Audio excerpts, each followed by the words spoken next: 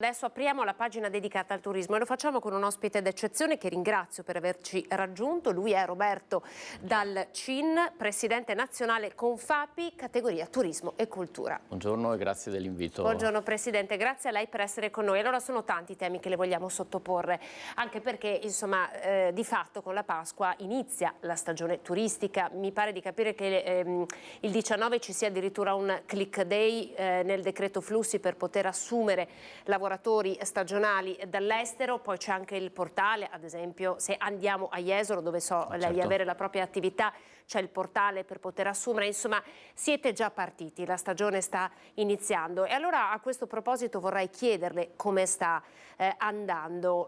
C'è il rischio che capiti quello che è accaduto negli ultimi anni, ovvero che i lavoratori stagionali non si trovino? Purtroppo sì, in questo momento non è che non si trovano, ma c'è difficoltà a reperire del personale adeguato a svolgere le nostre attività per tanti motivi che in questi anni si sono accentuati. Forse c'era già pre-Covid un inizio, ma non davamo peso alla questione, si è accentuato improvvisamente e ci siamo trovati con la mancanza di personale. Ha aiutato una parte la mancanza di sicurezza durante il Covid, che ha allontanato una parte del nostro personale e sono stati costretti a rivolgersi quando non c'era risposta. Si ricomincia la stagione e capisce, il nostro personale era 30-50 anni, dovevano dare sicurezza alle loro famiglie. Se tu non gli dici guarda che ricominciamo e non avevano risposte, si sono spostati e li abbiamo persi. E nel frattempo non è seguita la nuova ondata della formazione di nuovi impiegati. E quest'anno come siamo messi? Che previsioni avete? Alcuni settori sono già sistemati, però vediamo il settore commercio e ristorazione, dove vedo, ho fatto anche nella via centrale in questi giorni, cartelli cercasi, e anche parlando con colleghi che mi vengono a trovare, mi dico, guarda che mi sto preparando, però sarà problematica la cosa anche quest'anno. Quindi c'è la paura di dover affrontare nuovamente questo scoglio, Presidente. Allora esiste un piano B? Esiste un piano B, bisogna cominciare intanto a far capire alle nuove leve che dà sviluppo, dà sostegno economico e anche soddisfazione il nostro lavoro. E un altro problema è la mancanza di vitto alloggio, che in questi anni è stato eliminato. Quando ero giovane io sicuramente le nostre strutture davano vitto alloggio e uno aveva la sicurezza. C'è stato questo cambiamento e un giovane che viene a prendere i soldi per 4 mesi, solo per 4 mesi, e si trova anche a pagare il vitto alloggio. Il Comune nella nostra località ha già cominciato dando una struttura proprio per questo, però costruire degli ostelli adeguati con prezzi calmierati forse potrebbe essere una soluzione. Insomma, si potrebbe partire da qui. E poi c'è un altro tema che è un po' quello dell'accesso alle strutture, accesso ai luoghi del turismo. In questi giorni stiamo dibattendo della Via del Mare, no? Con i pro e i contro, comuni che di fatto si stanno affrontando su questo tema. Lo chiedo a voi come categoria, sempre restando insomma nel comune di Jesolo, poi ovviamente allargheremo. Io mi posso occupare di tutta la costa, naturalmente questa è un'opera che serve. Ho sempre detto, bisogna concertare anche con tutti i comuni che verranno interessati, bisogna lavorarci assieme, per questo non è che siamo qui per lasciare fuori aziende che hanno lavorato in tutti questi anni, questa è una cosa fondamentale. Certamente bisogna considerare che se prendiamo il comune di Jesolo e Cavallina, dove abbiamo dai 12 ai 13 milioni di frequentazioni e sono concentrate su 3 mesi, può pensare alla mole di traffico. E tutta gente che viene oggigiorno e che frequenta le nostre località anche solo il weekend ha bisogno di avere delle infrastrutture veloci e adeguate ai nostri tempi. Quindi è un problema oggettivo, l'avete testato voi in questi anni, no? Sulla vostra pelle? Le racconto questo piccolo aneddoto. Per lavoro ero giù in Sardegna l'anno scorso, un sabato rientro alle 8 di mattina, avevo proprio preso l'aereo a mattina inoltrata per arrivare alle 8 e mi ci è voluto dall'aeroporto arrivare fino a Jesolo 2 ore e mezza perché ero in coda. Penso che per fare 35-40 km, penso che per un turista sia... Non è un biglietto da visita? No. Non è un biglietto da visita, cioè lei dice potrebbe portare via... O allontanare dei possibili fruitori o quelli frequentatori. Un'altra famiglia mi arriva piano il boom, che da Trento arrivare fino a Jesolo ci ha messo quasi 8 ore col camper e la famiglia. Sono arrivate 8 ore, sono cose impegnative. Io capisco che ci saranno comuni che saranno penalizzati, però in questo momento il PIL del turismo crea il 15% e se mettiamo in moto anche tutto l'indotto arriviamo quasi al 30%. Quindi assolutamente le infrastrutture, no? Sono opere fondamentali che bisogna dare velocità e dar corso. Chiedo alla regia di far vedere questa schermata, è un articolo che parla di recensione, l'allarme di Confapi, false recensioni per cercare di screditare i ristoranti avversari. Questa è una denuncia che voi come Confapi fate. Abbiamo fatto proprio un tavolo un mesetto fa con la Santanchè dove è emerso questo problema, ne abbiamo proprio discusso. Cerchiamo, gli alberghi si stanno difendendo abbastanza bene, però la ristorazione non è ancora. Che ci siano regole ben precise dove chi fa una recensione metta la propria faccia, il proprio nome senza problemi. E allo stesso tempo vengono anche tolte le recensioni vecchie, perché dopo può succedere cambio gestione, uno va a leggere, magari non guarda, sono recensioni della precedente gestione che vanno a inficiare il lavoro che magari uno sta costruendo. Insomma, bisogna cercare di sistemare. La Santanchè ha preso a cuore anche questa problematica che... Quindi vi ha ascoltato sostanzialmente. Sì. Su questa cosa posso dire che il Ministro ci sta ascoltando molto puntualmente e sta cercando di intervenire sui temi del turismo. Senta, Presidente, ma queste recensioni si possono acquistare? Cioè c'è un mercato delle recensioni? Probabilmente sì.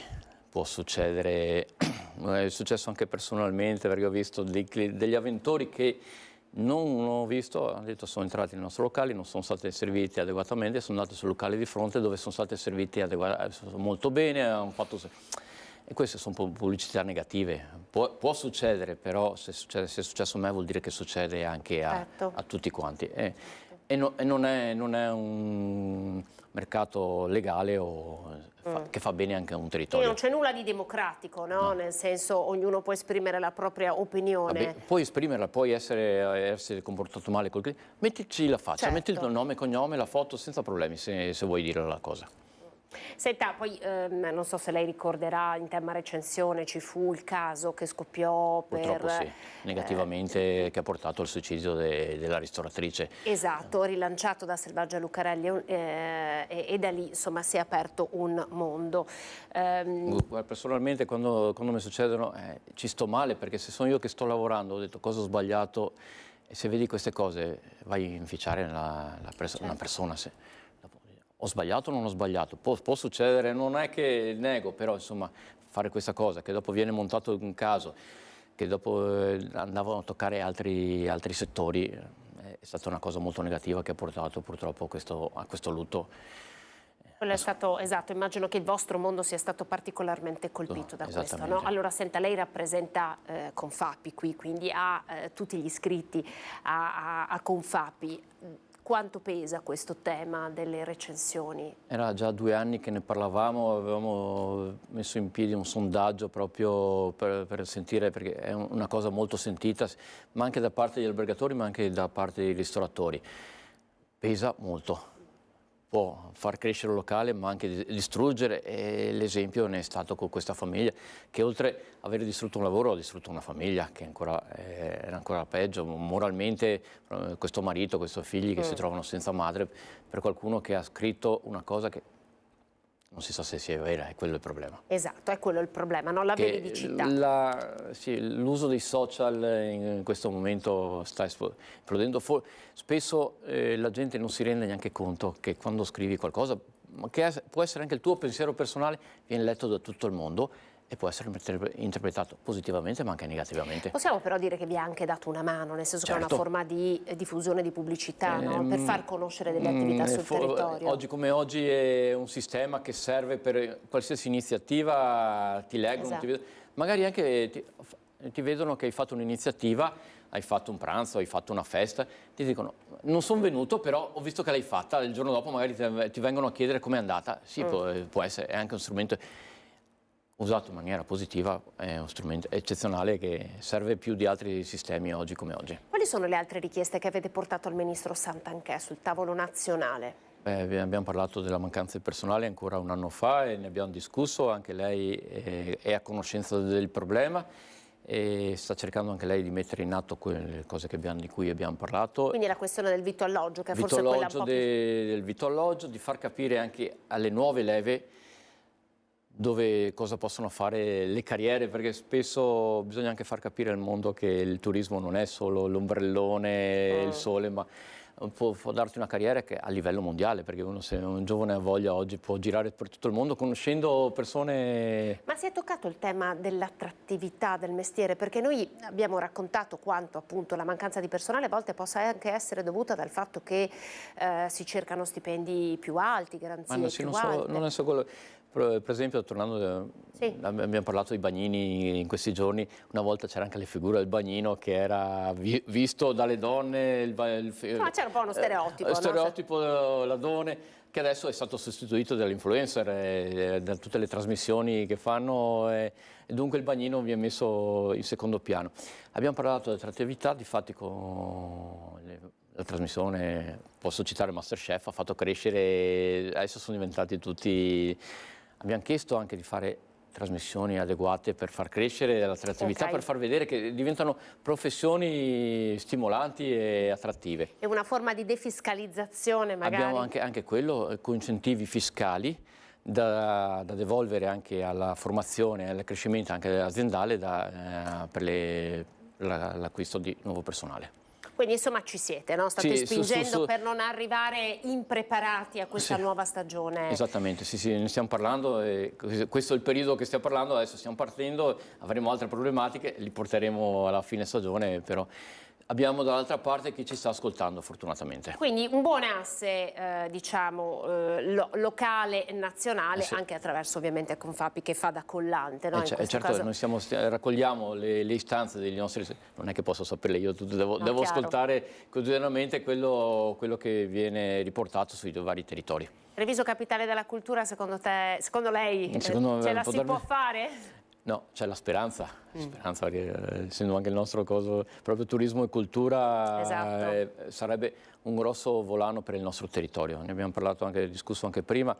Oggi il turista non è solo ombrellone o solo sci, vuole visitare territori, conoscere la loro storia, le nostre eccellenze, e questo potrebbe essere un'altra vetrina importante per il nostro Veneto. Grazie Roberto Dalcin, Presidente nazionale Confapi, Turismo e Cultura, per essere stato con noi, per averci insomma aperto questa pagina e toccando diversi temi.